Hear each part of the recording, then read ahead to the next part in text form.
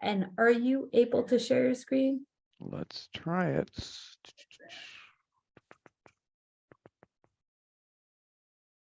Perfect. Okay, get my video Looks back. good. Oh, wow. We have, do you know, Bruce, we have over 300 people. Oh my. Yeah. Oh my. So I'm going to get started with our, see if I can find it. Started with our introduction. All right.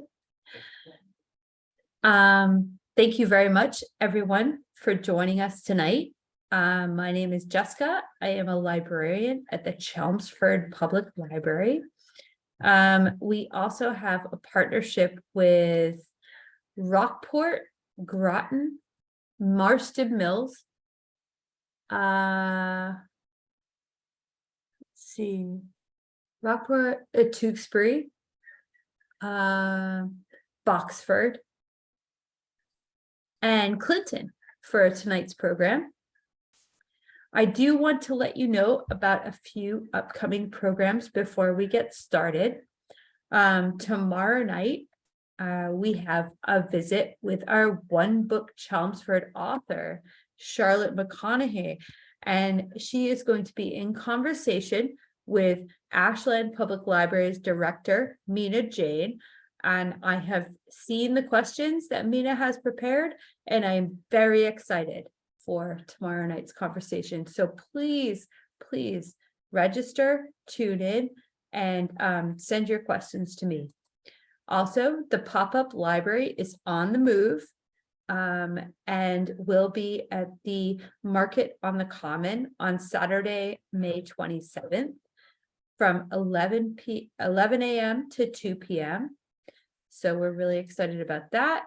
On Tuesday, May 30th, from 6:30 to 8 p.m., we have a virtual event with someone from Mass Audubon, and they're going to talk about what does climate change mean for Massachusetts plants and animals. And we're very excited about that. Our compelling questions series is all about trying to get those questions answered that you've always wanted. On Wednesday, May 31st, we have our Watch It Wednesdays, and they are going to watch Minari, and they will discuss that afterwards. That starts at 6:30 and ends at 8:30 p.m. Finally, I would like you to all to know that we have a new series of Story Slam presentations. Story Slam is where you come and you get some prompts, just like the Moth Story Hour. You have some prompts, you think about a story, you share it with the people in the room. And it's wonderful. It's going to be a great way for us to share as neighbors, to get to know each other. And I hope you will attend that. That is going to be on June 1st, next week on Thursday. Finally, I would like to make sure that you all know that Bruce Magnuson will be back on Thursday, June 29th for La Serenissima, a sojourn in Venice. I've been to Venice. Venice is a very fascinating city, and I hope you will join us for that. That will be Thursday, June 29th at 7 p.m. But tonight, he will present a Greek Odyssey, Athens, Delphi, Crete, and a Fulbright Fellow. Greece is the, first of all, about the presenter. After retiring from a career in financial services, Bruce Magnuson has pursued his interest in photography, art, and history. He has photographs in multiple shows at the Griffin Museum, in Winchester, and various venues, including the Chelmsford Library, and one featuring his infrared photographs at the Acton Library. He has presented on a wide variety of topics, from international affairs, social justice, art, photography, and the history of his home region in the Hudson River Valley. Tonight, he will present a Greek Odyssey. Greece is the cradle of democracy, and its influence on Western civilization is vast. This presentation will provide some historical and current context on this fascinating and complicated country. We will visit the capital, Athens, as well as the center of the ancient Greek world, Delphi, and one of Europe's oldest civilizations on the island of Crete. In addition, Bruce's daughter is on a 10-month Fulbright scholarship in Athens. Congratulations to her. So some background on that program and many photographs from 2 recent trips will round out the presentation. Thank you so much, Bruce, for joining us tonight. And I will shut off my camera. Anyone who has any questions, please send them to the chat, and we will try to answer those at the end of the presentation. Okay, thanks, Jess. Actually, yeah, if you pop the questions in the Q&A or in the chat, I'll try to address them as we go along, since we are going to kind of hop all over the place. But I do want to give a shout out, as Jess said, to the Boxford, Clinton, Groton, Marston Mills, Rockport, and Tewksbury libraries for sponsoring this, and for Jess and the Chelmsford Library for hosting it. So as far as an agenda goes, we'll talk about kind of an introduction to Greece, talk a little bit about ancient Greece, a brief history of modern Greece, and then we'll go into contemporary Greece, visiting Athens with side trips to Delphi and Crete, back to Athens again, and then we'll talk about my daughter's Fulbright program. So in about an hour and 15 minutes, we have about 4,000 years of history, so hopefully we will make it. So we'll start off with the Greek flag. You can't really go pretty much anywhere in Greece without seeing the Greek flag proudly flown.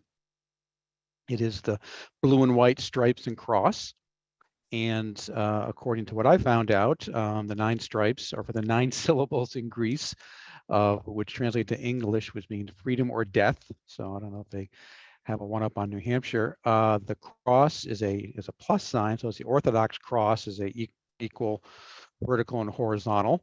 Blue signifies truth, loyalty, and justice, and of course the color of the Aegean Sea. And white signifies peace and honesty, and the crests of the waves on the Aegean Sea. So just so we'll level set to make sure everybody is aware of where Greece is, it is in southern Europe, down here, as you see it. This is the Peloponnesian Peninsula, which hangs pretty close to Africa. Actually, Crete's right here, which is even closer to Africa. This is a little bit of a zoom in on it. You can see this is the kind of crescent of the current country. You know, one of the challenges with Greece is like, who is Greek? And I'll show another map relatively shortly that shows, you know, this has definitely changed throughout the 5,000 years of history or whatever. It was kind of considered Greece.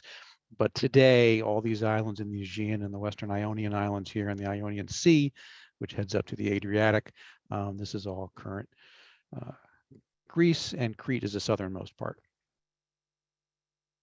So as a quick timeline, this is the map I was referring to. As you can see, you know, the definition of Greece and what it means to be Greek has certainly fluctuated over the course of about 4,500 years. And basically, the timeline starts with the Cycladic civilizations, which are here in the Cycladic Islands, which include amongst them Santorini and I believe Mykonos. And then you have Minoan, which is basically Crete, and we'll get there later. We took a 3-day trip to Crete. The Mycenaean, which is basically the one that's famous with the Trojan War. Mycenae is actually kind of out over here. And then you get into the, you know, typically when you talk about Greece and the democracy and, you know, a lot of the playwrights and the philosophers that we're familiar with, those kind of come within the archaic and most notably the classical period. And the classical period is really relatively short. You know, it's less than 200 years. It's from 500 BCE to 323 BCE. And that is when the Parthenon is built. The Parthenon is built, I think, around 470. A lot of the things that we associate with Greek in the ancient world, quote unquote, ancient world, really happens during this really small slice of history. And then you have the Hellenistic time frame, which is basically Alexander the Great and his heirs after that. And then you have the Romans take over. You have quite a long period of about 900 years or 1100 years of the Byzantine Empire. And then the Ottoman Empire takes over in 1453 to 1821. So the Greeks are ruled by the Ottomans for almost 400 years, which certainly is a lot of the source of the animosity between the Turks and the Greeks up until this day. So I think a great quote, and this gets used a lot, and it's become kind of a cliche, but I think it's probably most pertinent in Greece, if anywhere else. The past is not dead, it's not even past, which is a quote by William Faulkner, really talking about the American South. But certainly when you go around Greece, and particularly Athens, the past and the present are intertwined closely. And just kind of a quick aside, but this is a museum of Cycladic art, and this is kind of a deep dive. So we ended up spending about 3 weeks in Athens, and so you wouldn't necessarily go to this if you only have 2 days to spend in Athens. A lot of people, they go on a cruise, they get a couple of days to spend in Athens, and they go through the port of Piraeus and go on their cruise to the Greek Isles. But the Museum of Cycladic Art is really kind of fascinating because this goes back, into the 3000s BCE. And yet it looks so modern. And, this is classic minimalistic sculpture, which really would not be out of place today. And you kind of get this classic of, what's old is new again. And you see a lot of that going on in Greece, and it's absolutely fascinating. But a little more of a zoom in on the timeline to some of the things that, we're all familiar with within Western civilization. Like I said, you have the Minoan civilization, which exists on Crete. You have the Trojan War, which happens around 1200. And of course, that's the source of the Iliad and the Odyssey by Homer. The development of the Greek alphabet happens around 800. And this is when the Iliad and the Odyssey are actually written down. A lot of conjecture about what actually happened. Was Homer even a real person? Lies were oral tradition, but it gets written down around 800 BCE. And at 776 BCE, you have the first Olympic Games. And then you have what we're kind of familiar with, all the wars that start happening that end up in a lot of the literature, the Battle of Marathon, all these things that are really very pertinent into our modern day. The Persian Wars, they happen around 490. You have the Peloponnesian War, which happens between Sparta and Athens around 431 to 404, which kind of blows up the classical Athens democracy. And then you get Alexander the Great. He passes away in Babylonia in 323, and then the Romans come in and they take over, and then you go on to the Byzantine Empire and the Ottoman Empire. So a lot of history, obviously a lot of influence within our own culture, and a lot of famous artifacts that come out of it. And the major museum, and that is the National Archaeological Museum in Athens. And this is basically, they call it their Mona Lisa, which if you've seen the Mona Lisa, the crowd here isn't quite as big as you see at the Mona Lisa. However, this is fairly small. So you have a lot of people standing around. And this is the Mask of Agamemnon that was uncovered by Heinrich Schliemann in his excavations in Mycenae. Of course, he becomes famous for finding Troy and doing the excavations at Troy, but he finds this. And, a lot of these European archaeologists or quasi-archaeologists who are finding all these things in the late 1800s and early 1900s, they don't have a lot of what we consider modern processes and stuff. So he sees this mass like, oh, it's got to be Agamemnon. It's not. They've been able to date it where it actually predates where Agamemnon would have been around 1200 BC, I think, and this is around 1500 BCE. But nevertheless, I mean, this is gold, and the quality of this and the craftsmanship is just really mind-boggling that this was done, basically 3,500 years ago. 3,200 years ago, and this is one of the sculptures of. They're not sure if this is Poseidon or Zeus, but once again, the quality of the sculpture and how old it is absolutely fascinating. So this stuff is all over the place in Athens. And I mentioned, the Greek influence. Obviously, it doesn't take a lot of imagination, but it's an interesting little exercise if you kind of just, go about your daily life, read about stuff, and like how much of Greek culture, language really impacts us. And obviously, as I mentioned before, with philosophy, drama, politics, mathematics, all those have a basis in Greece. The New Testament was actually written in Greece. And so our Airbnb where we stayed at, we had kind of, this is kind of the view from our balcony. And it was we're a little bit farther back, and these two hills kind of blended together. So we kind of thought this was really just a, kind of an extension of the Acropolis. And this is actually a separate hill, and it's called Mars Hill. And this is where the Apostle Paul actually preached around 56 AD. And so if you, think about a lot of what he's doing, the letter to Corinthians, well, that's Corinth, which is a couple hours away from uh, Athens on the Peloponnesian Peninsula. And so a lot of his preaching, and you can't move very far, very fast in those days because it's basically based on foot. And so a lot of what goes on in the New Testament really happens in this area. And then you see today that it comes up with, you think about our constellations, you think about the U.S. space program. We just got the crew that was announced for the Artemis Back to the Moon program. Artemis, of course, is a Greek god. A lot of recent novels, Song of Achilles, Circe, the Percy Jackson series, even in theater, the play that won the Tony a few years ago, Hadestown, is based on a Greek myth. I do see a couple of questions about what was the gold mask used for. That was actually a funerary mask. I think what you find out with most of these excavations, that ultimately these cultures really do put a lot of effort into burying people, and you see that obviously with the Egyptians. But that's where that's where they believe that mask came from. So a quick timeline on modern Greece. And so modern Greece, this is a bit kind of blurred. It's 1821 to 1830 is their War of Independence. So basically, this is when they break free of the Ottoman Empire. So that's their revolution. Greece is not short of monuments. Actually, I'll get into this at the end of the program, but I'm actually doing a program on statues in Boston in October.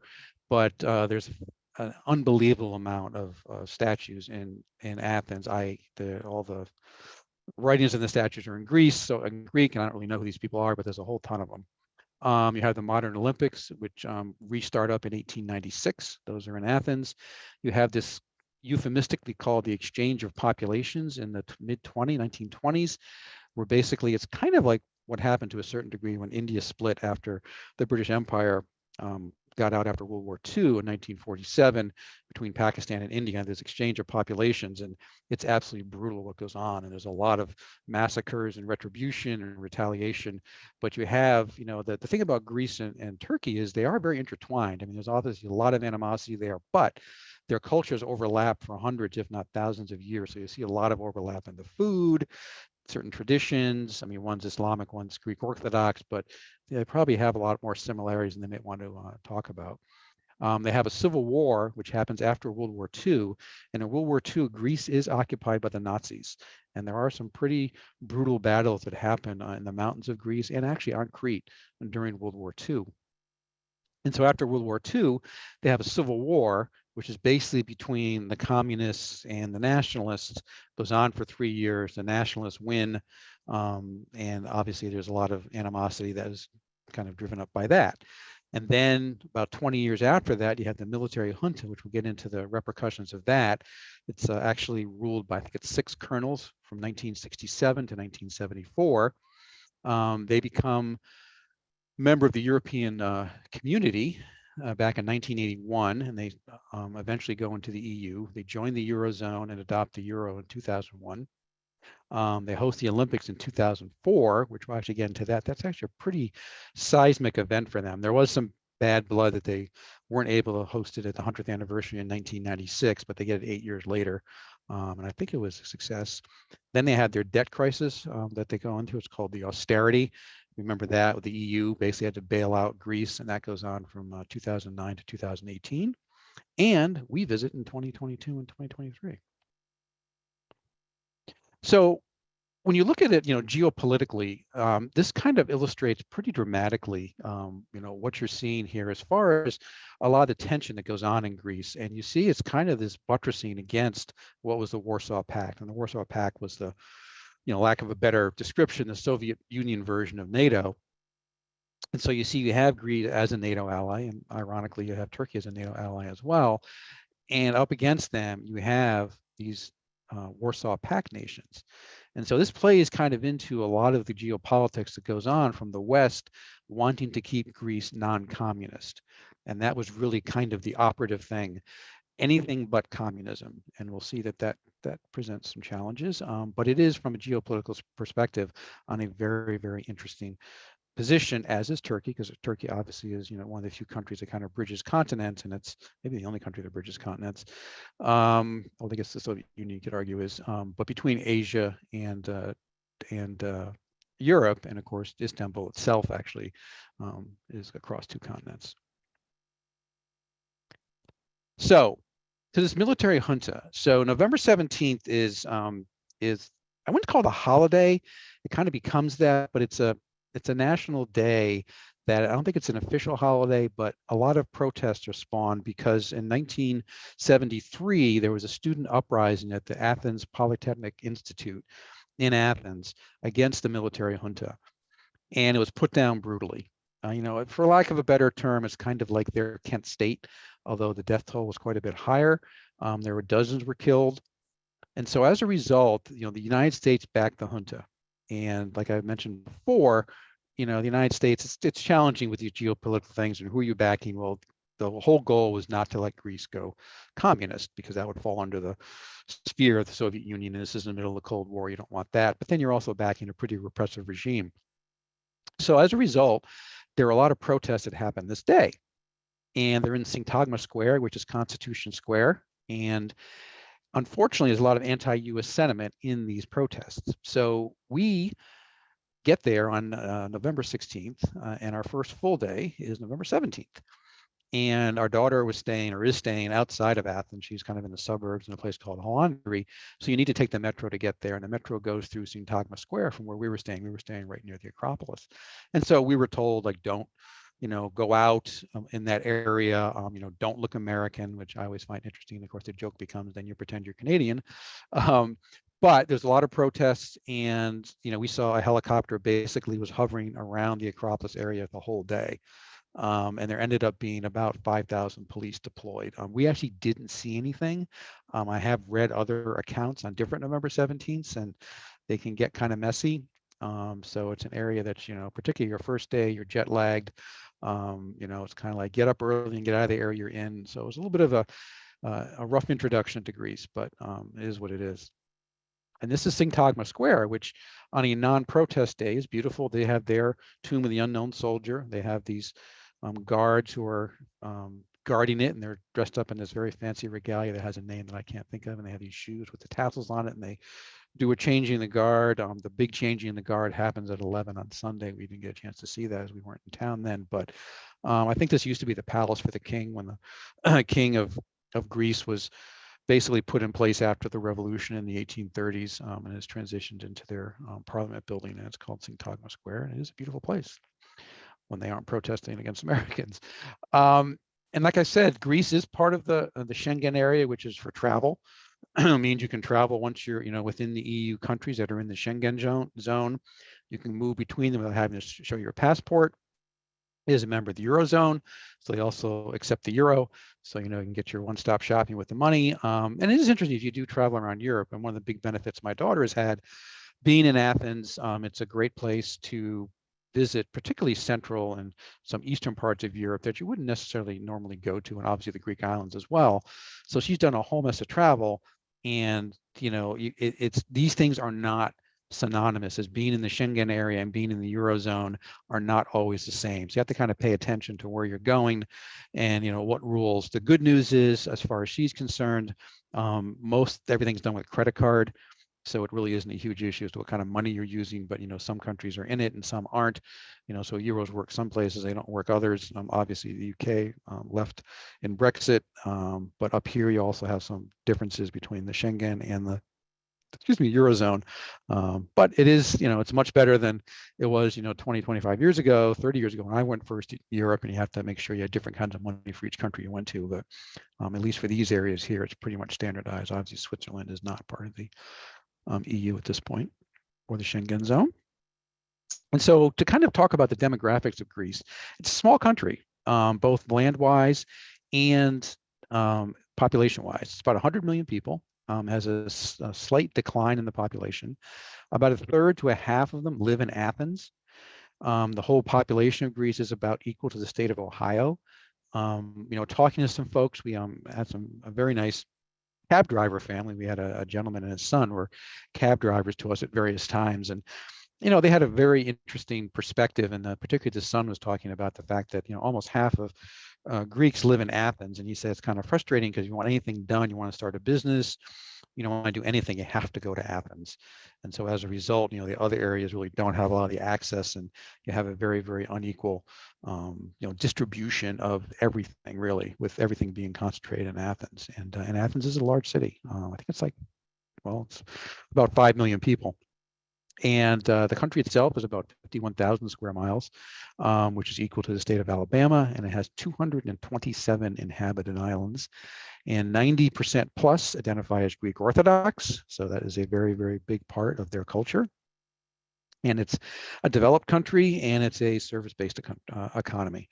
I will say, particularly in Athens, they're very proud of their tap water, and rightfully so. It was very, very nice water in Athens, so you can certainly drink the water in Athens and Greece in general. So Athens itself, like I said, it's the capital. This is a statue of Athena, the goddess of war and wisdom, who is obviously the patron goddess of Athens, who Athens is named after. This was a silly thing I did with the AI explosion that's happened recently in ChatGPT and everything. I asked ChatGPT to write a poem of Athens, and this is what it came up with. I will say anything I wrote would never be anywhere near this, but AI is here to stay. I said I'm in the photography biz, and actually Photoshop just released something yesterday, which is they call it Firefly, which is a huge, huge beta program they're having of AI, where you can basically take a picture and then expand it, and it'll fill in what it thinks should be around it. And it's something I probably wouldn't use very much, but for commercial photography, it's pretty amazing. And they're seeing some demos yesterday. And AI is coming fast and furious in so many aspects of our life. So getting and zooming into Athens, once again, this is Greece. And so Athens is kind of down here. So this is the Peloponnesian Peninsula here. This is Crete. The second city of Athens is second city of Greece is Thessaloniki, which is up here. And this is kind of a zoom in with Athens. And Athens has the port of Piraeus. So if you do take cruises, you come in and out of Piraeus. And there is a metro line, a tram that goes, I think it's, 10 or 15 miles from Piraeus into Athens. And, Piraeus is very much a working hardscrabble port. And we'll see Athens is an interesting place. It's not kind of what you think. These are some interesting pictures that get into, this is a view actually from the Acropolis, and this is the Temple of Hephaestus in the Greek Agora.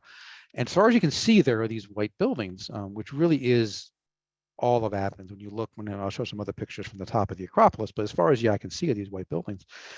And these white buildings are about 4 or 5 stories high, and they look like this. Or this is actually taken from my daughter's neighborhood up in Hollandria, which is about 10 miles suburb of Athens. But when you go to these cities, Athens, you kind of think Athens has been this metropolis for literally 2,000-3,000 years, and like most of these cities, they go in an ebb and flow. And so it was under Greek rule for 400 years, wasn't certainly the center of anything back then. So what happened, most of these buildings were built after World War II, actually. And so there's a lot, World War II, obviously a lot of repercussions from World War II. I think it was the largest exchange of populations like in human history after World War II. So you have all these refugees moving around. And so a lot of them do end up coming into Greece. Some came from Albania. You had the exchange of populations that had come. So Athens is kind of exploding, and they don't really have a lot of buildings. A lot of them are single family houses. And so what happens is they kind of come up with, I won't even begin to try and pronounce this, but the people who own the land, they were able to put up these multi-story apartment buildings. And kind of the deal is, if you were the owner, you get a couple of apartments that are yours. And then I guess it goes into a regular rental thing. And so as a result, you get an explosion in the amount of apartments that are available for residents. But you did get this kind of homogeneous architecture. And when you look at it from afar, you necessarily really can't see that. When you get up close, you do see all this. And awnings are a very, very big attribute of this, because it does get incredibly hot there in the summer. And the other thing are, within the balconies, they are very, very big about growing things there. And you see lemon trees, orange trees, all kinds of stuff. And the one thing I will say about Athens, we were there in November, and then we were back there in April, and there's stuff blooming all the time. You know, it is just an absolutely lush place as far as that goes. I will say most of the trees, about 2/3 to 3/4 of the trees in Greece are olive trees. So there is a certain monotony to that. But this is really kind of how Athens Center is really set up. And you have the Acropolis right here. And it is amazing. Pretty much anywhere you walk around, you can see the Acropolis. So you have this iconic thing that is basically in your view all the time. I said we stayed in a couple of different bed and breakfasts kind of over here in the Theo area. And both of them had views of the Acropolis from the balcony, which was quite cool. But so everything kind of, you know, is circular around it. And you have the ancient Agora here that I showed you the view from the previous one. Plaka is the old town, which is where a lot of the immigrants first stayed there. Monastiraki Square is kind of where everything's happening. Lots of restaurants, lots of clubs, lots of stuff going on there. Syntagma is kind of the shopping district, and I said Syntagma Square is the Constitution Square, which is up here, and it's right near the old royal palace. And I think actually the prime minister's residence is somewhere around here, right by the National Garden, which we did visit in a couple of different times. And there's a Museum of Cycladic Art that I mentioned before, and this is the metro stop. And there's the Acropolis Museum. So the Acropolis Museum here, we'll get to that in a second. I believe the actual archaeological museum is way up here. So it is quite a bit out of the city center. And then you have Passiri here, which is a very, very cool place that we found the second time we were there that has an amazing amount of restaurants. So the metro in Athens is 2 lines were built, basically the blue and the red line, I believe. No, blue and, sorry. Yeah, the blue and the red line. They were built for the Olympics in 2004. And so there was, you know, I had heard before not great things about Athens. People said, well, it's crowded, it's dirty, you know, it's congested and hot. So fortunately, we were not there and it was hot. You know, the times we were there was, you know, mid to late November and early to mid April. Both of them were just beautiful times to be there. But the metro is very clean, very cheap. It's like, I don't know, $1.40 a ride. You can buy an all-day pass for $4. It does cost $9 to go out to the airport here, but very easy to get around with these 2 lines. The green line is the number 1 line. That's the old line. That certainly shows it.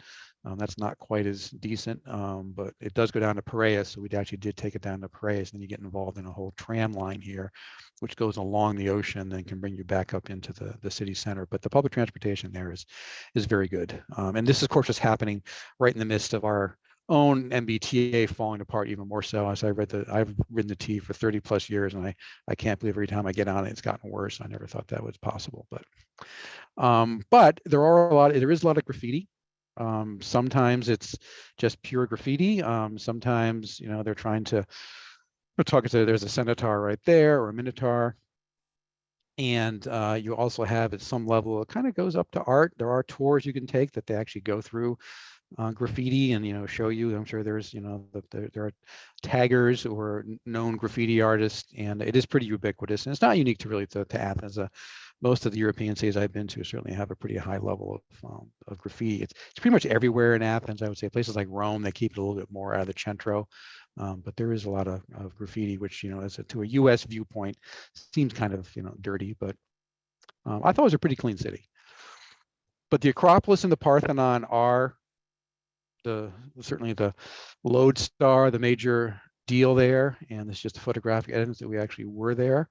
It is an amazing structure.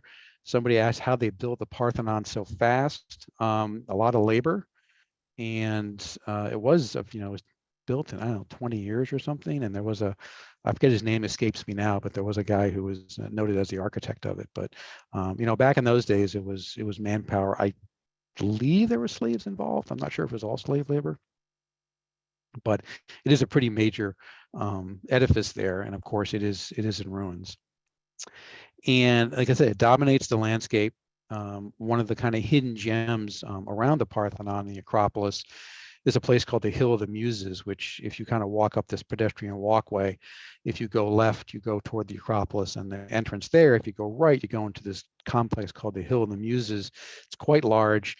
And there's all kinds of different things. You get amazing views of the Acropolis like this one. But if you go kind of behind where I am here, you get a view over the city into the port of Piraeus and the Aegean Sea. It's amazing stuff. But the reason I took this one is I didn't realize this till our second trip, but the gathering for democracy actually starts here in the, I think around 490 BCE. It's called Pnyx, P-N-Y-X.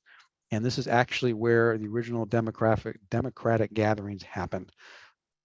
And so you can see it, see the Acropolis from here. But this is, once again, not a huge, it's a little bit of a roped off thing here and some old steps. And that's really basically where democracy begins. And we'd be amiss if we didn't talk about columns. And just as a refresher, so nobody can come out of a presentation I do on ancient Greece without at least getting an overview of the different columns. The simplistic, which is the Parthenon, which is most of the mainland, is built in the Doric style. Ionic, with the curlicues, actually comes from the Ionian Islands. And the Corinthian, which comes from Corinth. I think this was probably used more in the Roman times, but just to kind of go overboard with all the flower petals and everything. But those are your basic column styles. And the Parthenon itself and the Acropolis is quite a complex. And obviously the Parthenon is the temple to Athena. So that's the major attraction here. But the Propylaea is the entrance as you come up. You kind of come up this winding road. You come up through the Propylaea. And then you see here on your right is the Parthenon. And then you have here is the Erechtheum, which is still there. I don't believe that's there. You have a Theater of Dionysus over here. And then as you go along, modern day out here is a viewpoint, and they have a Greek flag that's holding up here. But it's interesting to see, what they think it looked like in its heyday. And this is what you have is these, beautiful temple and these sub-temples that are supporting it. And Acropolis is a term, I think it means high city, and it doesn't really mean just Athens. Like a lot of cities you'll see throughout Greece have acropolises, which for obvious reasons are originally used as defense because they're a high point in the city and easily defensible. But this one becomes a religious shrine to Athena. So I'm a member of a photo club down in Bedford, Massachusetts, and we had a project that we could do a documentary series. And I actually presented to the team or the group last night.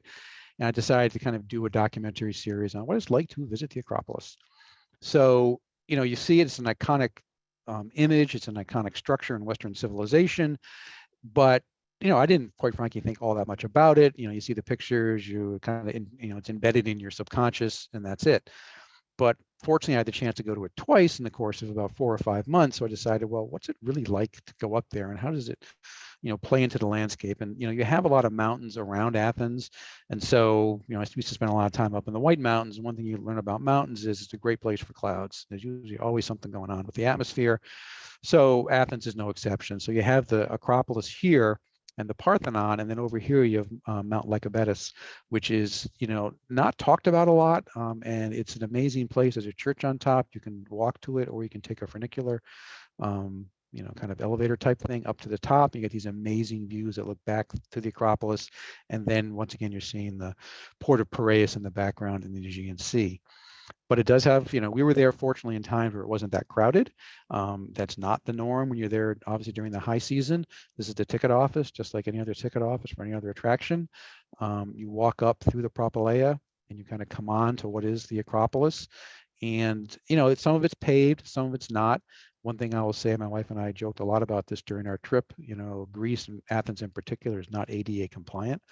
They did put a elevator on the backside of the Acropolis for the Olympics in 2004. It looks like kind of an erector set, which is stuck on the back, and you can get an elevator up to the temple kind of over here on the left over here. But it's very bumpy. They have pavement there to a certain degree, but then it becomes kind of a moonscape. And it's an active construction area. You can see kind of the crane here, and they are reconstructing it to a certain degree. I believe they're trying to use pieces they find, and these are, marble that's newer per se, but does fit in there. And so they're going to construct it to a certain level. They're not going to reconstruct it to its original thing, but I'm not sure exactly what the done criteria is. What I do know, they've been doing this since the 80s, and a lot of it is funded by the EU. And, part of the joke is if you're an archaeologist, get a job on the Acropolis because you're going to have it for life. So certainly in our lifetime, they're not going to finish this, but it is ongoing. There is actually a lot of work and a lot of rubble around. You'll see in the next pictures. This is here another crane. This is the Erechtheum temple with the famous caryatids that have been removed and put in the Acropolis Museum, but the actually elevator kind of comes up right over here. And there's once again Mount Lycabettus in the background. This is Mount Lycabettus from the Acropolis looking over, and once again you had the sea of all these white Greek abodes, and sticking up in the middle of it is Lycabettus, and then you have a lot of mountains in the background. So it is a very, very mountainous area. And this is trying to give you a sense of kind of the moonscape that you don't see a lot of. It is a very rough area, just a lot of, detritus kind of laying there. And these, I'm sure, are like priceless chunks of columns that are just kind of laying around in this. And this is a little bit of a kind of a structure, a construction structure they're using. And this is obviously the other side of the Parthenon with the sun in the background. And then at the end, you end up at the end of the Acropolis with this Greek flag amongst all this rubble.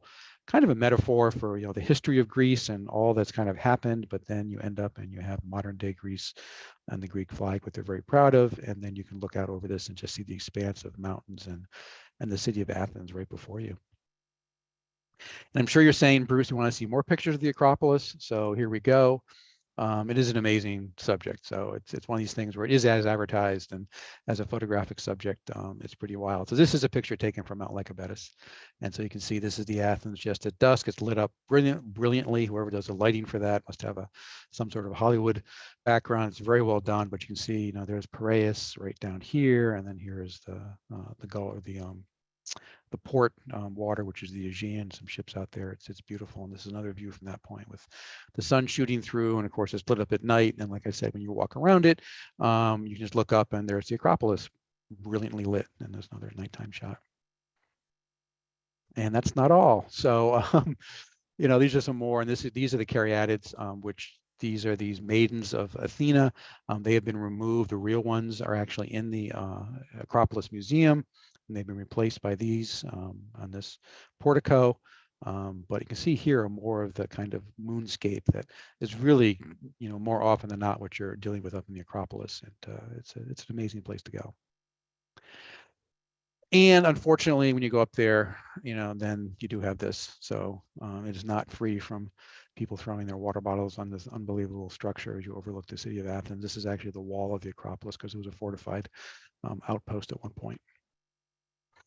So as I mentioned, there is the Acropolis Museum. The Acropolis Museum is down. You can see, I think I have a picture of it. You'll see, you can actually see from the cafe and from inside the museum, you can look up and see the Acropolis. But, one of the challenges was, I talked about these archaeological expeditions. I use quotes around them that happened from Europe in the 1800s and up until the 1900s. And so one of the more famous ones was from Lord Elgin from England, who came in the early 1800s when it was still under Ottoman rule.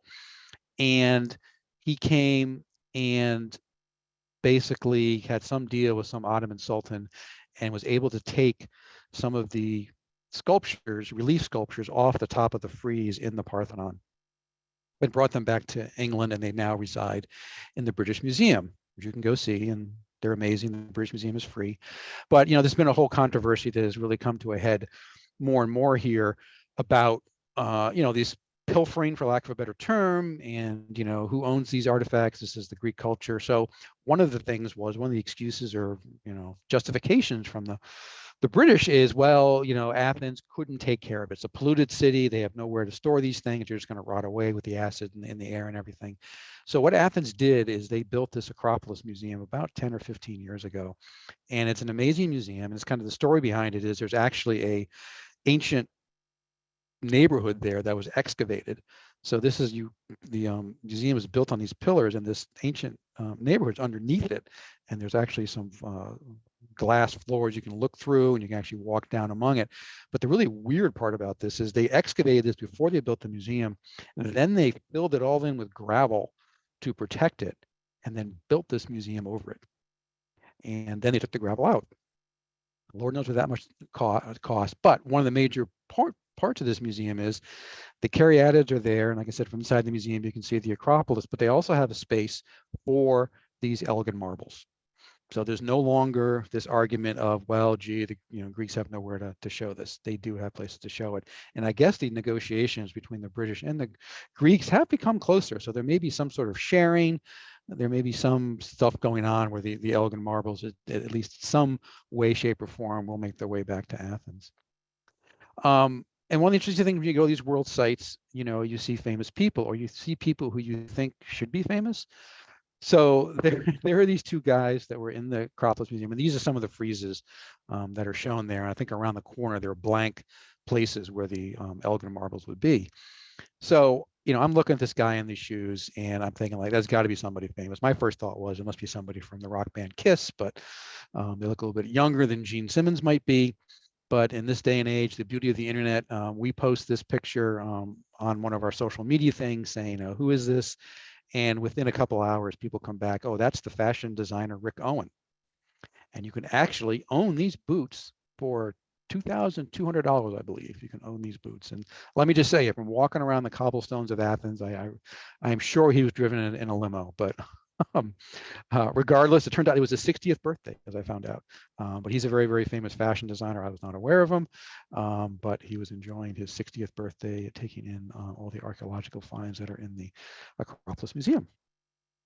And oddly enough, I have not been here, but in Nashville, Tennessee, of all places, there is a full-size replica of the Parthenon with the statue of Athena, as they believe it may have looked. Of course, once again, all this gold and everything, we just don't get that sense today, because this thing is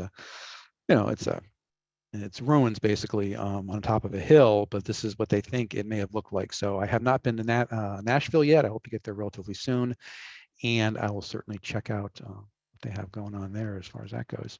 And just as a quick aside, when the Olympics the modern Olympics started in 1896, the Pan-Athenaic Stadium was built, and this stadium is the largest stadium in the world that is all marble. This whole thing is all marble, which was kind of amazing. As you can see, the day we were there, we kind of had it mostly to ourselves, but this is an amazing edifice, and it's all marble. So before we go on to Delphi, I'll take a couple of questions here. What adjectives would you use to describe the Greek people? That's interesting, because I read a lot about them. And when you go on vacation, I mean, we were not on a tour for the most part. We were, on ourselves. We were finding our own way around. Our daughter does live there. I thought they were great food. The people were nice. It's a big city, and what I always get into, people always ask about, are they rude? People in Paris are rude. People in Athens are rude. And I'm like, well, I worked in Boston for 30 plus years, in the city, going in there every day, and that's kind of the deal with a big city, with I would call them East Coast type of city. I mean, the people are kind of to themselves. They do love their celebrations. We were not there for Easter, or we left about a week before, because the Greek Easter is a week later than quote unquote our Easter. But amazing family, like the families kind of go back to their home areas and have these amazing feasts, and food is just we'll get to the food. I have actually a whole thing about the food. And is it safe? Well, I will tell you, I was going to get to this later, but my daughter, she got there at the end of August, and she stayed in Alondra, which is a suburb out of Athens. And unfortunately, on her fourth night there, her apartment was broken into, and her passport, her laptop, her camera were stolen.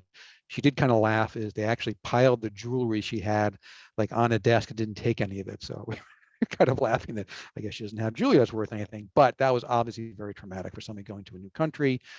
One of her friends there had his iPhone stolen from his hand in downtown.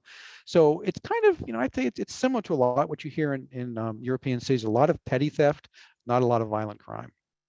The whole gun thing. She's a teacher over there. The students there are always asking her, like, what is going on with the United States? What is the issue with guns? Like there's no, active shooter training and stuff like that within the schools there. But there is a lot of petty crime. I always consider myself kind of city aware, which I will consider myself that until I do get pickpocketed, but I have not. I take precautions against that. I feel like I'm kind of aware of my surroundings.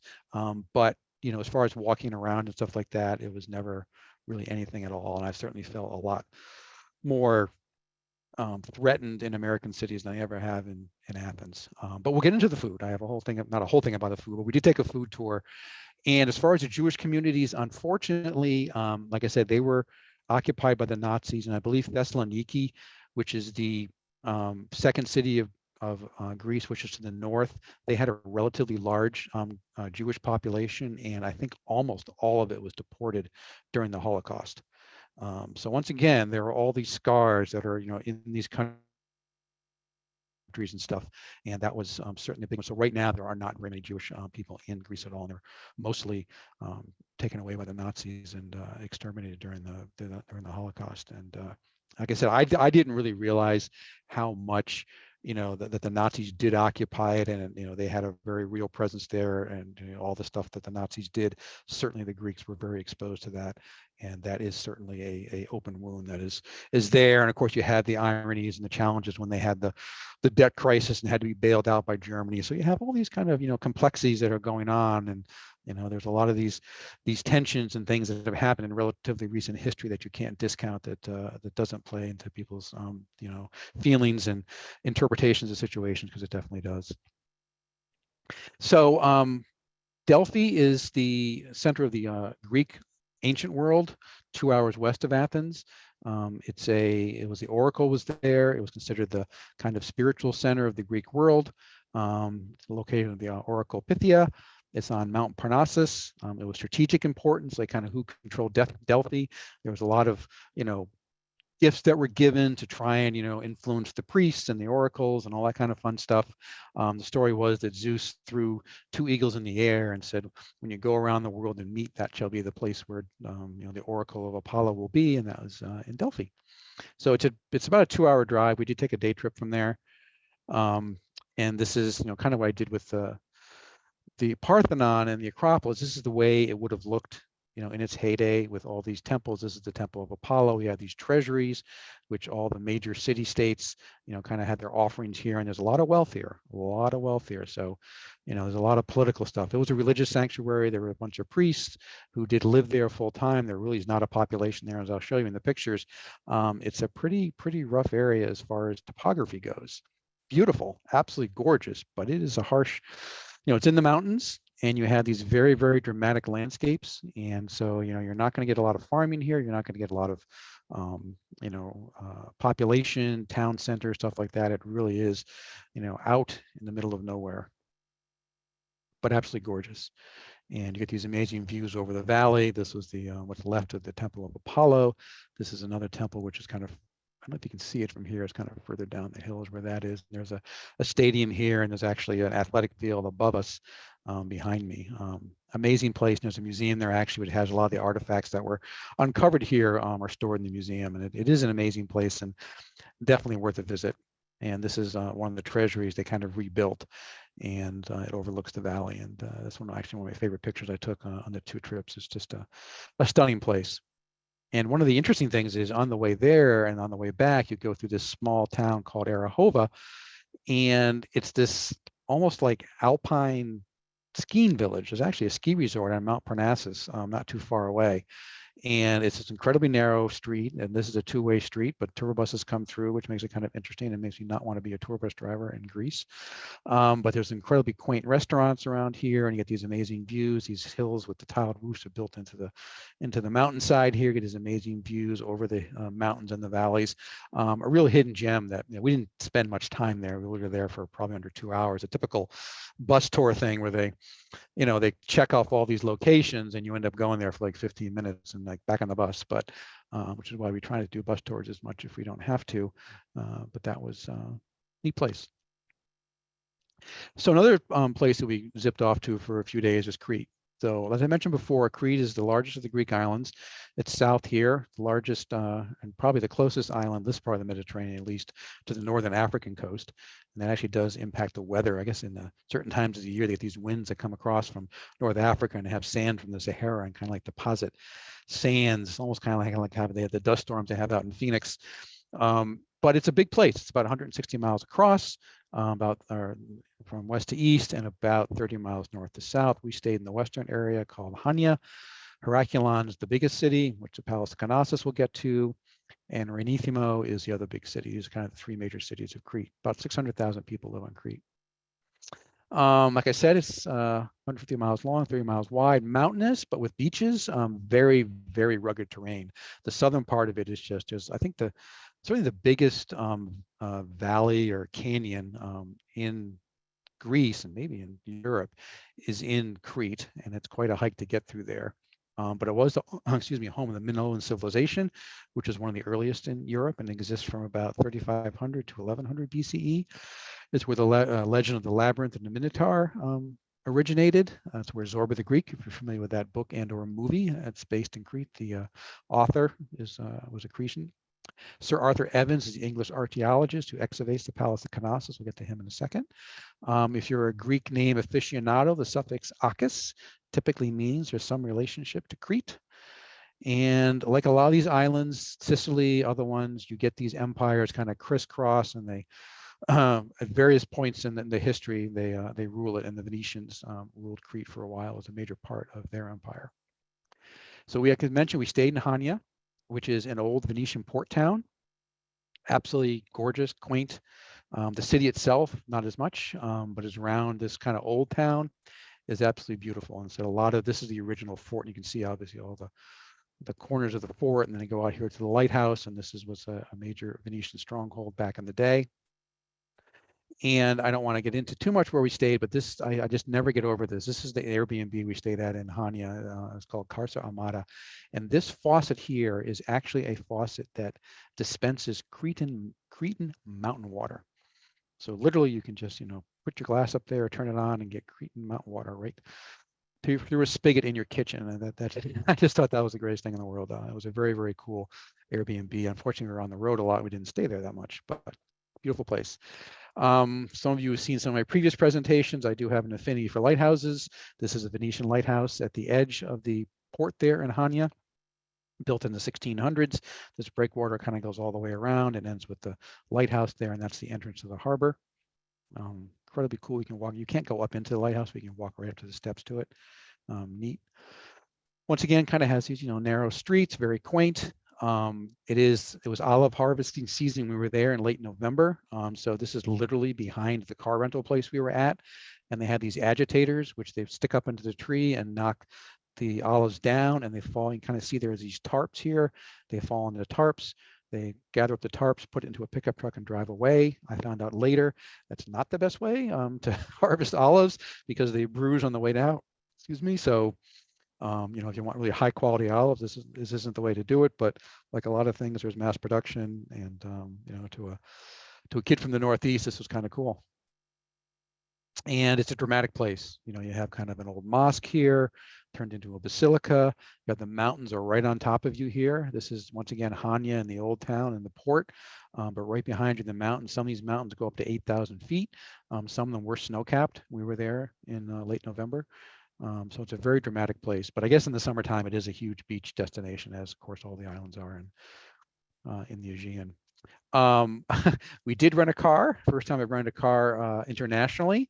Crete has quite the reputation for driving. So I was a bit wigged out about having to rent a car, but the problem about Crete is, you see, it's a big place, particularly in November. Public transportation and tours are kind of few and far between. So if you want to do anything in Crete, you have to rent a car. And so most people in Europe drive standards. I don't.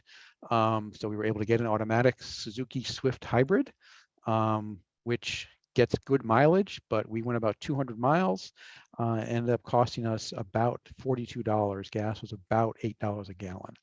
And so you can see why people drive manually. You get yourself, almost a 20% bump if you're doing manual in the transmission. But they do drive crazy. And the adage I use, I've driven in Boston for 40 years, and every stupid thing I've seen in Boston, I pretty much saw all that 3 days within Crete. But certainly the thick skin of Boston, I guess, prepared me for it. But the joke was, my wife and daughter were saying, "What great vistas!" And I said, "Well, basically the whole trip, what I saw was looking in my rearview mirror, because I had cars just coming up and passing me." And the Suzuki Swift Hybrid was great, but certainly it's not a performance car. And there were a couple of times on the hill where I thought maybe it might be rolling backwards. But we needed this to get from Hania to Knossos. And Knossos is this, one of the great structures of the ancient world, built around 1900 BCE. So for, Comparison, the Parthenon's built around 470 BCE, so you're talking about 1,500-year difference. This is a multi-story structure. Once again, this is kind of how it looked. And in the museum in Heracleon, they have a model of it, and it's just amazing to think that this was built, basically 4,000 years ago, that there was this complex structure.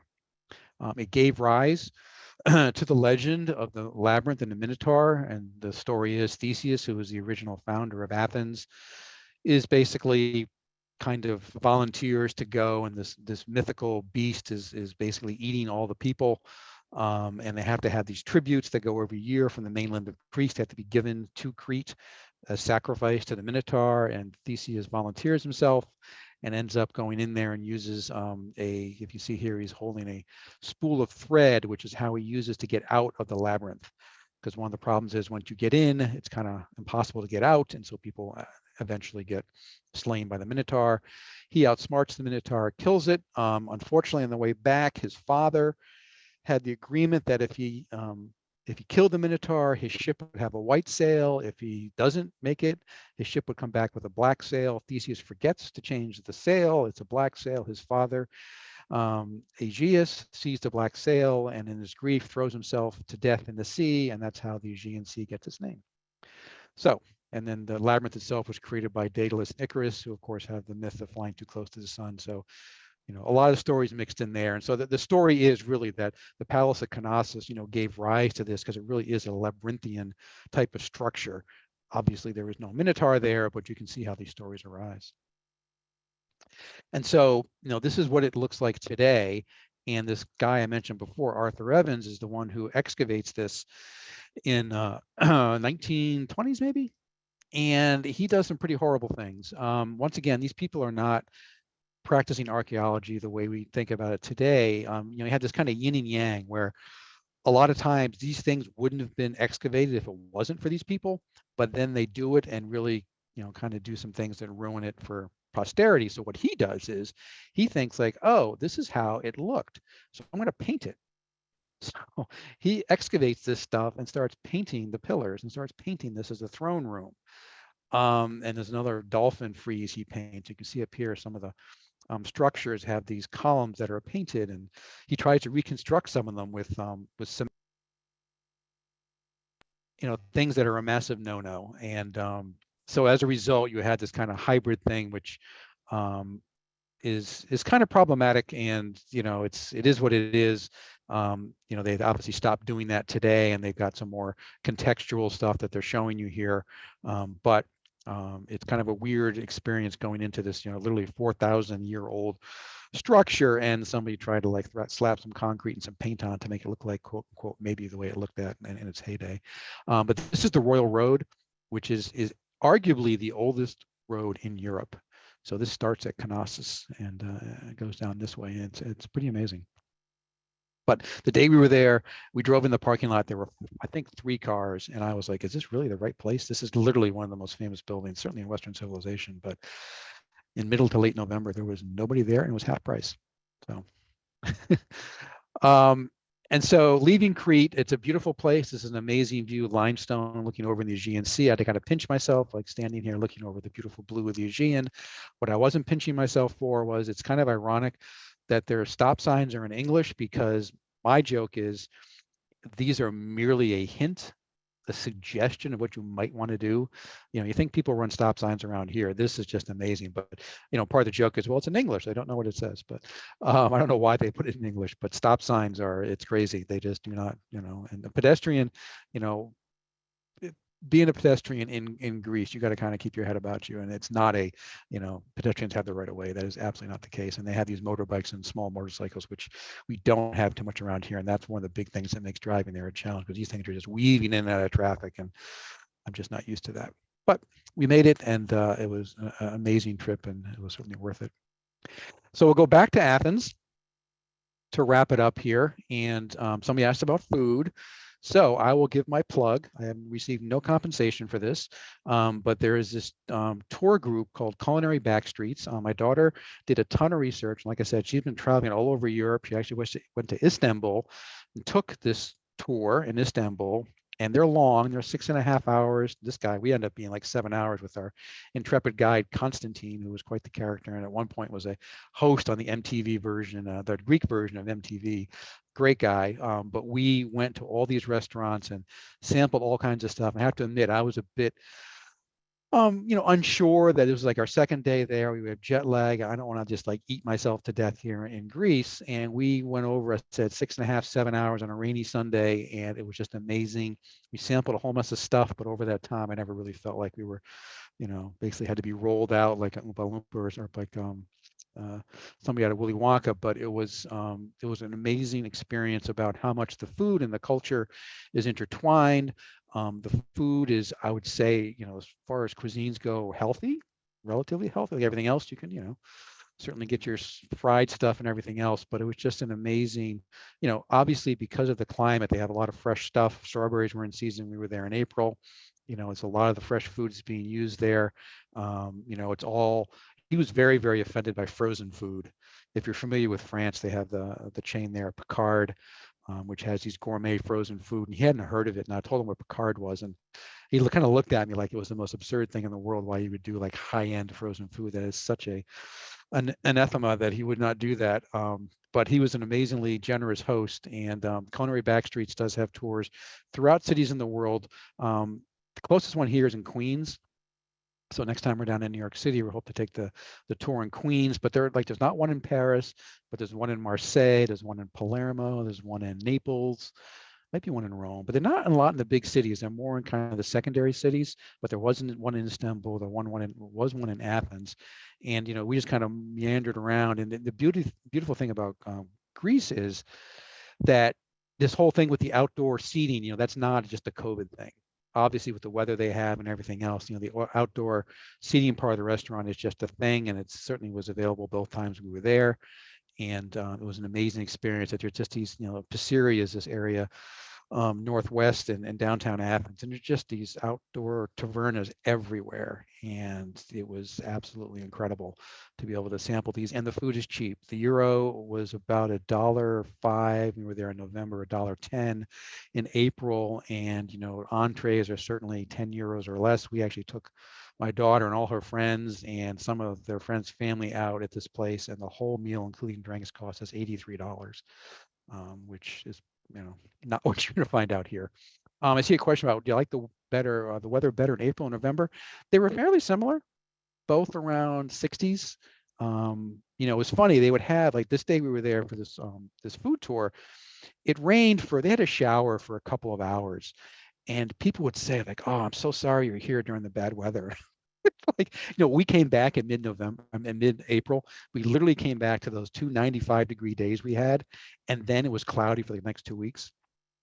So I'm like, where we come from, if you get a little bit of rain in a day, that's not a horrible thing. So, the sun, I think it was sunnier at the beginning of mid-November. By the end of November, it did get a little overcast and stuff, but basically the temperatures were around the same. And like I said, there were flowering stuff both times. So, the thing we heard is certainly the summer is very hot. And one of our friends told us that they had been on the Acropolis, in the summer. It was 112 degrees, and it was just wall to wall people.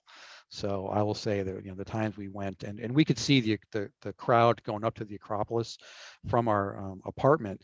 So, we could judge when it wasn't busy. And certainly we went early evening in April, and there were not that many people up there. It was just an amazing spot. The sun was setting and gorgeous. So those are two great times to travel. I think November's cheaper because things are half price. They have an off-season rate for all the major attractions from November through, I think, March.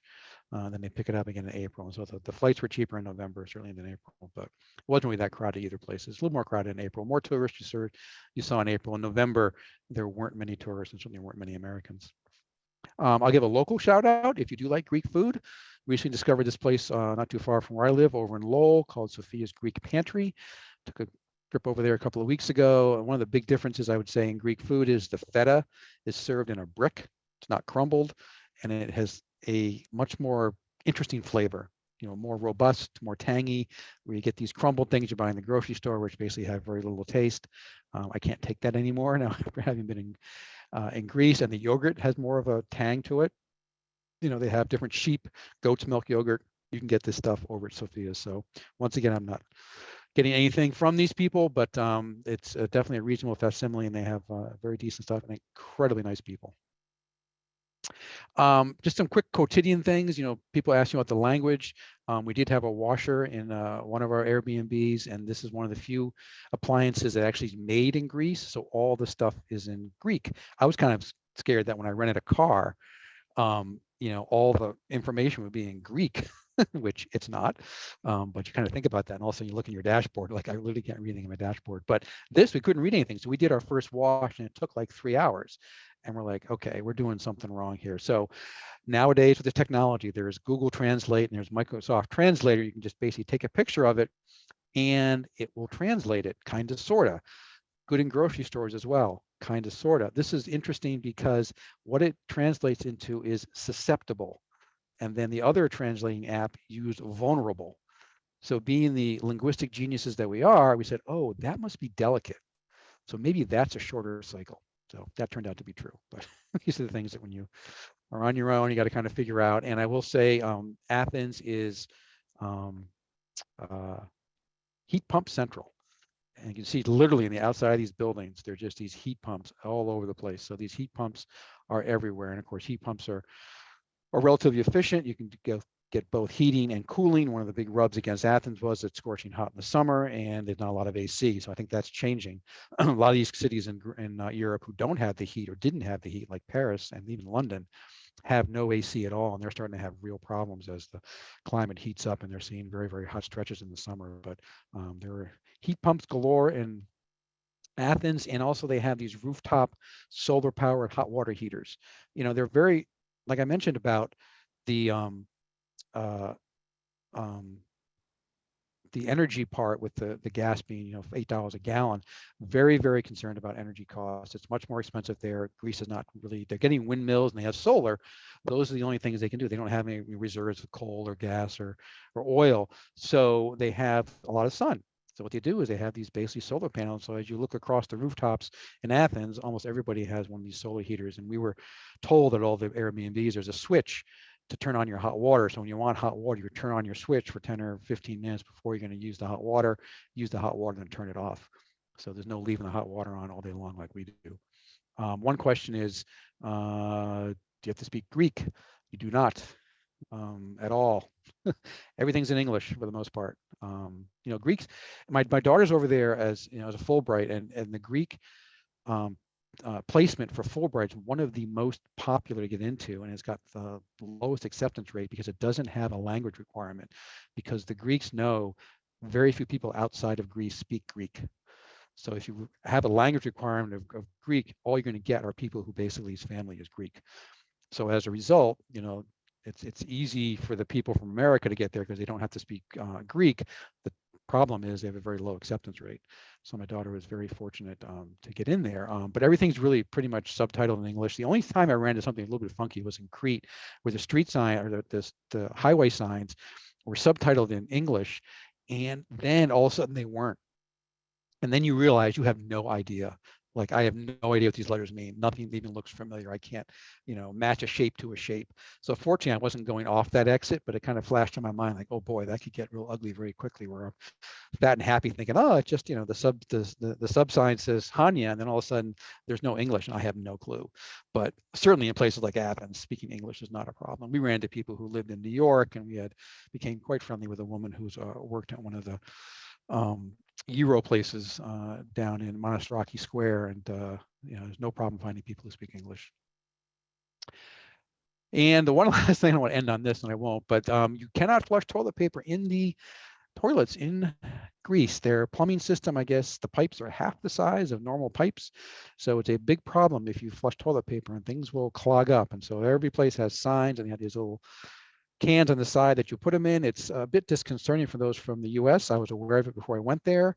Not my favorite thing about it. You kind of adapt, but we did talk to one of the property owners or property managers of one of the Airbnbs, and he was throwing his hands up because they had just had a family there and they had not heeded the warnings to not throw the toilet paper away. And as a result, the plumbing was all backed up and they had to basically kind of undo that. So that is just a fact of life over there.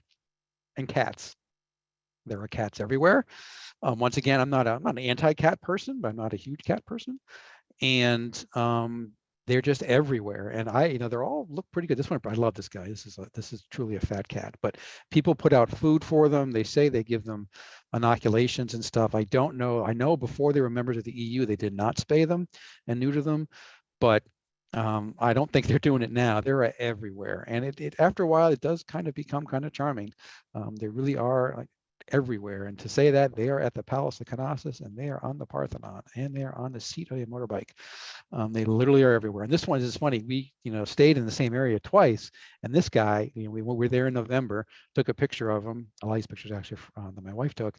We came back again 5 months later and still hanging out on the same motorbike. So I have to say, after being there a lot, it does become kind of charming. So quickly, I will talk about the Fulbright. Actually, we kind of run a bit. I think we can do this. This is a quick 1.5-minute video. Fulbright is adventurous, an incredible experience, a really key part of American diplomacy. The true purpose of it is to create mutual understanding. It's rigorous. It's what you make of it. Fulbright is this incredible resource. you don't know how much you're capable of until you're put in certain situations. It gets you comfortable with the uncomfortable. It really changes your identity. It gives you a new perspective. I see it as like a chance to have a big adventure. You embrace those hardships, you make it your own. Fulbright is an academic cultural exchange program. It's for Americans doing study, research, or teaching English for roughly an academic year. I did my Fulbright in a small Pacific Island country called Kiribati. And I went to London, To Malaysia, Belgium, Senegal, Jordan, Cambodia, India, Singapore, the Galapagos in Ecuador. When I went to Trinidad, my research focused on girls in a juvenile detention center. Trying to fight hunger and malnutrition in Ethiopia. Studied high-speed aerodynamics at a small research laboratory outside of Brussels. Focusing on trivalent chromium and type 2 diabetes. Working with researchers to understand the impacts from plastic pollution. taught 5th through 8th grade students conversational English. The whole point of my project is to create empathy and understanding and respect for Kiribati people. It's a life-changing experience. It's not just your grant year. Fulbright is lifetime. Fulbright is for everyone. So that means that Fulbright is also for you. So it's a pretty rigorous application process. Starts in September. You have to go through all kinds of applications, deadlines, letters of recommendation, interviews. And then you basically get your notification January through May. And so I think my daughter ended up getting notified in April. So basically it was kind of ambiguous what she was going to grad school and working over at Boston College. And it was kind of unsure, what she was going to be doing in the fall. And then this thing happened and she got it. And like I said, the acceptance rate for Greece is pretty small. There's 193 applicants, 12 are accepted. Fulbright's a pretty big program. There's actually international students come to the United States as well. There's about 2,000 US students and 4,000 foreign students and various other ones that come in under the Fulbright umbrella. It was established after World War II by the Senator J. William Fulbright to foster union and collaboration. It is sponsored by the State Department. So when my daughter got her passport stolen, that was a good department to have connections with. Even with that, it still took her, I think, like 3 months to get it replaced and the visa to get replaced. And no pressure on my daughter, but 60 Fulbright recipients have won Nobel Prizes. So there she is with her Fulbright bag on the metro. This is her at the school. She's teaching English at an elementary school outside of Athens. And she's living, like I said, she's living in a laundry, which is kind of here northeast of Athens. And she'll hopefully be back home in a little less than 2 months. So as I talk about when I do these presentations, they're sponsored by the libraries, and it's very appropriate because I get most of my background research from resources that come from the various libraries in the Merrimack Valley Library Consortium. I will highlight two that I found really interesting, both by the same author, Sofka Zinoviev. She's an English author, British author, whose husband is Greek, and she moved back to Athens, or to Athens. He moved back there. In the early 2000s, she wrote a memoir called Eurydice Street, Place in Athens, which is really, once you go to Athens, really, really resonates. And then she also wrote a novel called The House on Paradise Street.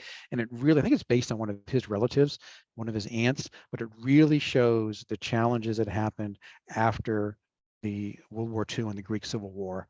Obviously a civil war means, sides are in the same country. And so you have all this stuff going on, and, family against family and all this. And it was an incredibly contentious and, challenging time right after being through World War II and the Nazi occupation. So that is a very, very rough, 8 or 9 years or so in any country's history. And this one in a novel form really, gives you characters and articulates the story. And it's a complicated story. One of the major characters actually ends up going to the Soviet Union, emigrating to the Soviet Union, which is something you just never hear about. Not too many people, certainly in the United States, emigrate to the Soviet Union unless they're Edward Snowden. And it really shows the complexity of what happens there. So I highly recommend that. But there's no shortage of information on Greek history and current stuff as well. I say I'm a photographer. I'm on Instagram at bmagphoto. I have a Facebook page at Bruce J. Magnuson Photography and a website. As just mentioned, I'll be doing, we tacked a 5-day trip on to Venice after our most recent tour to Athens in the middle of April. So I'll be doing a presentation on that at the end of June on Thursday the 29th at 7 p.m. And then next fall, I'll be doing a presentation on something more local, Boston statues, how and what his city remembers, and what his city chooses to remember, a 350-year photographic journey. And with that, I'll take any questions. How about ferry crossings? They are very long. We flew to Crete, which is about a 45-minute flight. It's a 9-hour ferry ride. And quite frankly, the price of the ferry, I think, was more expensive. And we only had 3 days. So we literally would have been on a ferry for like a day and a half of that. The other Greek islands, they're shorter, I think. But the ferries, I will say, they're on a scale that we're not really familiar with. They're huge. And Piraeus is just these monster ferries, and Heraclion, which is the major city in Crete, where the Palace of Knossos is. We did spend some time in that not incredibly photogenic downtown, but we parked in the area where you park for the ferries, and these things are just huge. And there's a huge amount of traffic there. They obviously take cars. It's a big undertaking. It's an incredible amount of ferries that are going on. I mean, there are shorter ones that go from Athens to places like Hydra, the island of Hydra. And I will say they're challenging. The times were not that great, and they're expensive. The flights, the Sky, there's a lot of, local airlines. We took Sky Express. There's a Aegean Air. You can kind of hop around Greece pretty well. And the Athens airport's a nice airport. It's not huge. It's a good size airport. Obviously has a lot of facilities. So I would, the airplanes are the way to go if you have a short period of time. Okay, any other comments or questions?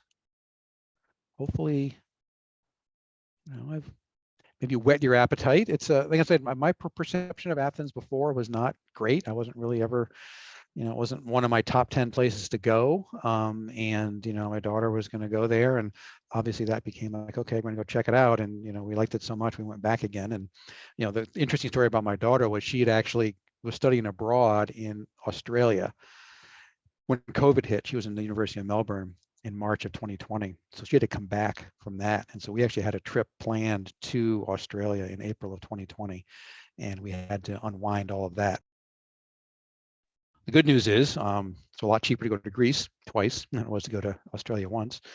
So she's been very fortunate, and she's an intrepid young lady, and she's literally been around the world. And I said she traveled to Australia by herself and had to come back, as the COVID pandemic was hitting its early peaks. So she's been through a lot of challenging situations, certainly at a robbery in Athens and stuff like that. So she's got a lot of world travel under her belt for somebody so young.